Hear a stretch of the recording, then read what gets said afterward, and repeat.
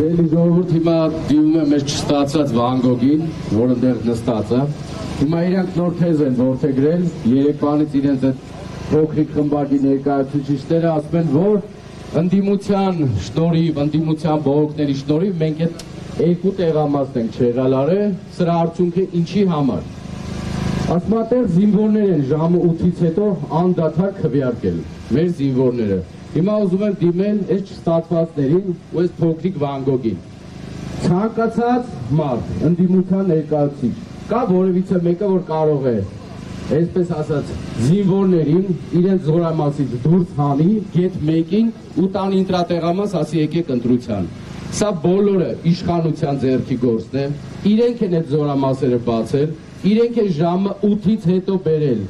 հենց իրենց գծագրով, նույն տեղամասերում, զինվորներին այնպես են արել, որ մինչև 8-ից հետո ժամը 9-10 քվեարկեն, հիմա իրանք ասում են դրա համար մենք այս երկու տեղամասերը անվավեր ենք ճանաչում։ Հասկացան ձեր անգործության, ապօրինության, կեղծիքի շնորհիվ զինվորներին բերեցիք, ստիպեցիք, որ քվեարկեն ձեր օգտին։ Բալավ, բայն մի մնացած ժողովուրդը, այդ երկու տեղամասում 7-800-ից ավել մեր քաղաքացիներ են գնացել, իրենց սահմանադրական իրավունքն են պահել, իրենց հայրենիքի համար իրենց քվեն է տվել, բայց այդ մարդկանց ձայնը ուր է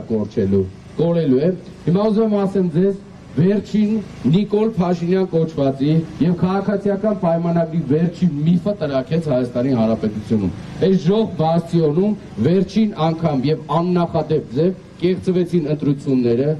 վարչական ռեսուրսի, մարդկանց բռնելու, մարդկանց վախեցնելու, զինվորներին տանել ժամը 8-ից հետո քվեարկելու, այս բոլորի միակ մեղավորն ու պատասխանատուն քաղաքացիական պայմանագիրն է, որը մերժվեց Հայաստանի Հանրապետությունում, որը Հայաստանի Հանրապետությունում չստացեց ժողովրդի քվեն,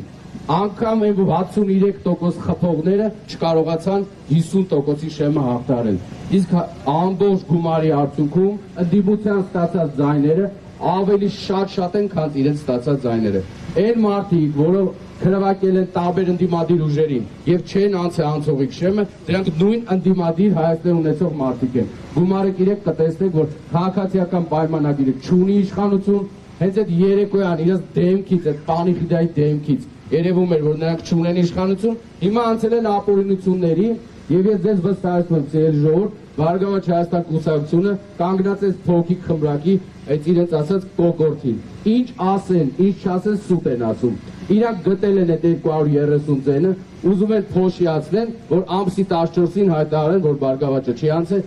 իրենց այդ մեծամասնությունը